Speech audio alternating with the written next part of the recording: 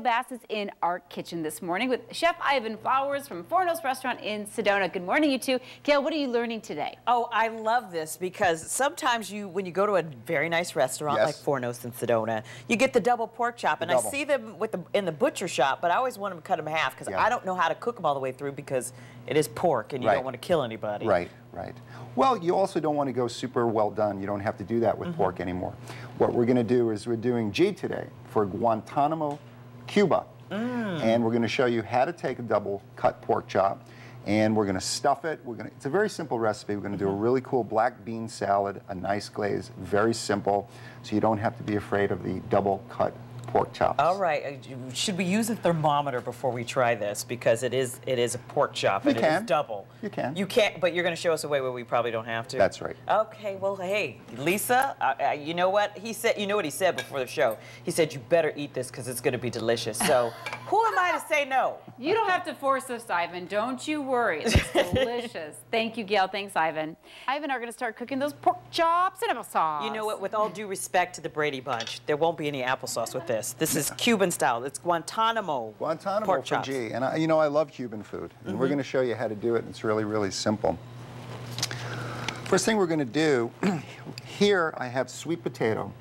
They use yucca, also sweet potato, with a little onion and sausage that I just cooked together. That reminds me of Thanksgiving stuffing or somewhat. And that's exactly what it is. It's a stuffing. And what we're going to do is I use a pastry bag. So is this all fully cooked? It's all cooked. Okay. All cooked, ready to go.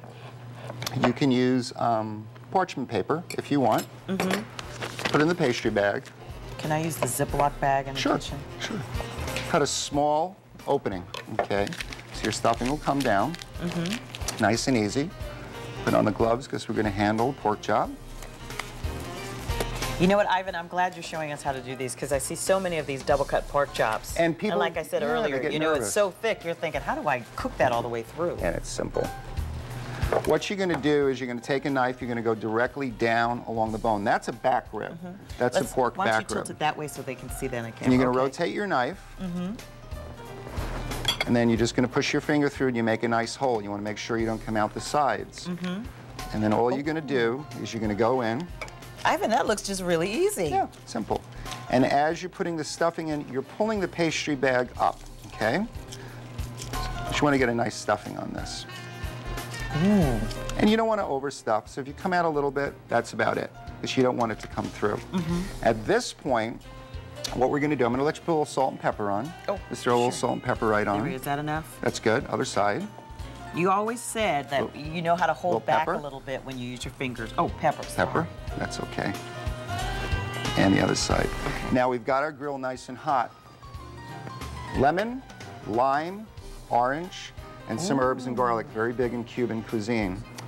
We're going to give a nice little that gives it a nice color. Glaze. And we're going on.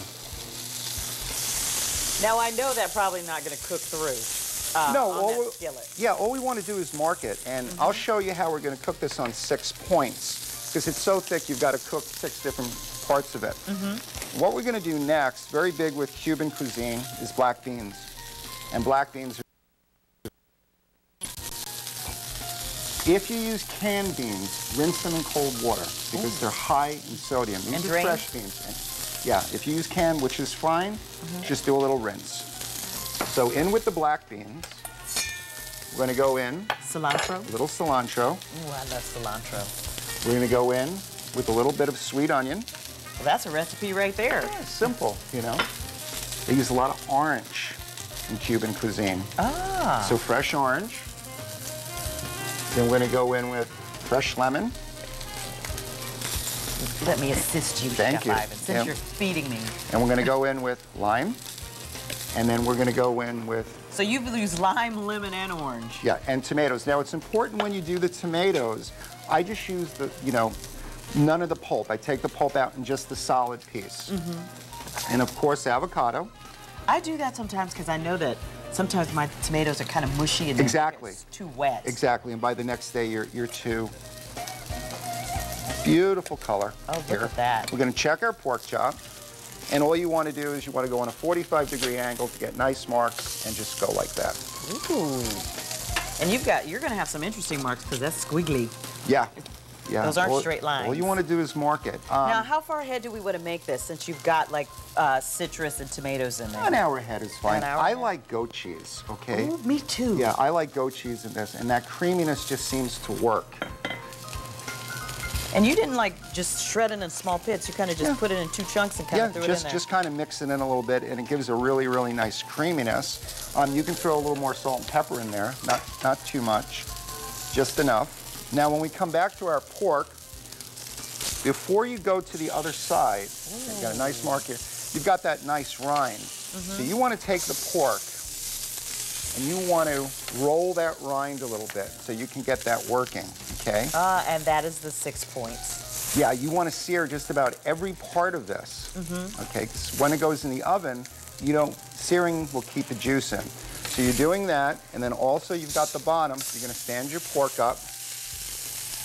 Now, if somebody's doing this with like another recipe, if they've got double pork chops and they just want to do a plain grill, should they flour it before they brown it and put it in the oven? I do, and that's a good point, yeah. That gives a nice little bit of crustiness, a nice flavor. You've got your rind up here too, so you want to work that as well. Okay, Ivan, when we come back, what are you going to do? Because I know this isn't it for us. Well, what we're going to do is we're just going to finish it up. We're going to take some of the glaze. We're going to show you. Your pork almost comes out like a pineapple. It's like a big, juicy, sweet pineapple.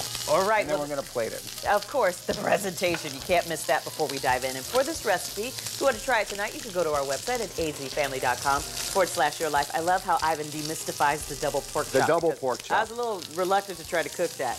Now, coming up, we're getting a faster... We're finishing up those yummy pork chops. Hi, guys. That's right, Lisa. I have a spoon, and I'm ready to sample because these pork chops look yummy. Now, you got some color on them in the grill, and you did the 6-point charring on it. Yeah, we did the stuffing, and, it's the sweet potatoes, the sausage, the garlic, fresh herbs, and what we did is we took a little bit of the glaze, and, we just go around for some color and some flavor. Now, what we did is when we made the black beans, it's not loose, it's almost like a guacamole. And that goat cheese with all of that citrus in it really gives a nice tang to that. Also keeps the fat rather low. Now, you put those in the oven for how long? This went in a 450-degree oven for about 14 minutes, okay? When you cook pork, they say, well, to finish pork is 165 degrees. You want to pull it at about 150 because it's on the bone, and what's going to happen is it's going to carry. You want to let it sit. So as it sits, all the juice goes back in. You let your meat rest. Right, if you let it rest. And if you cut into it, you lose all that juice. And we just take a little more. Ivan, you just pamper your food. I noticed that when you just pat it with butter or with your aioli or whatever it is that you make, chimichurri. Well, it's like, I've always taught you, I've been taught and I've always thought you have respect for the product, I have so much respect for it, I'm going to eat it. And what you want to do is, they say you eat with the eye before you eat with the stomach, and certainly both have to be good. And this is a really nice way to do Cuban-style pork. It's very, very simple. Remember that you don't have to overcook pork. Go and get a double cut from the butcher. You stuff along the bone line. Sometimes people will stuff here. Oh. And as the meat cooks, it gets a little tight and it'll spit it out. So you want to go along the bone line. All right, well, thank you, Ivan. You're welcome. I cannot wait to dig in. And if you would like this recipe to try it tonight, just go to our website at azfamily.com/yourlife and print it out. We'll be right back.